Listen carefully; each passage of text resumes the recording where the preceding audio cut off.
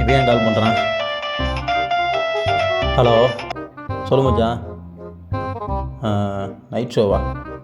இல்லை மச்சான், வீட்டில் கொஞ்சம் வேலை இருக்குடா. ஆமாம், நீங்கள் போயிட்டு வாங்க, இன்னொரு நாள் பார்த்துக்கலாம். ஓகேடா மச்சான், ஓகேடா ஓகேடா ஓகேடா மச்சான், பாய்டா பாய்டா. சதீஷே பா, என்னப்பா ஃபோன் கூட பண்ணாமல் திடீர்னு வந்துருக்குறீங்க? வாப்பா வாப்பா வாப்பா, உட்காருப்பா. அது ஒன்றும் இல்லைடா, எப்போ பார்த்தாலும் திட்டிக்கிட்டே இருக்காடா வீட்டில்.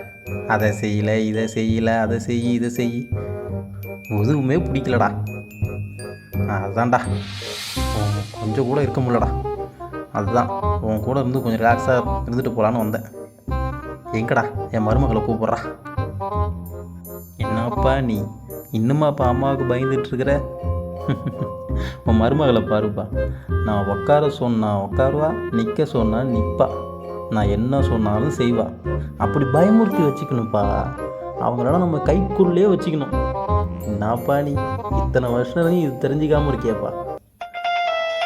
ஐயோ, எதுக்கு இந்த டைமில் கால் பண்ணுறா தெரியல.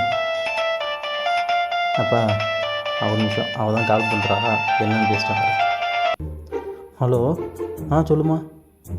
ஆமாம்மா ஆமாம், சப்பாத்தி போட்டேன், வெஜ்ஜு குருமா வச்சுட்டேன், வீடெல்லாம் கூட்டி பெருக்கிட்டேம்மா, பாத்திரத்தை ஆமாம்மா பாத்திரத்தை எல்லாத்தையும் விலக்கி வச்சிட்டேம்மா. சரிம்மா, நீ பர்ச்சேஸ் முடிச்சுட்டு வந்துட்டு சாப்பிட்டுட்டு ரெஸ்ட் எடுத்தால் போதுமா.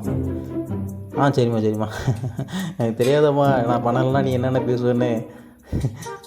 உன் மனசு போனால் மனது போவாம்மா. வாங்கம்மா, பொறுமையாக வாங்க, பார்த்தோம்.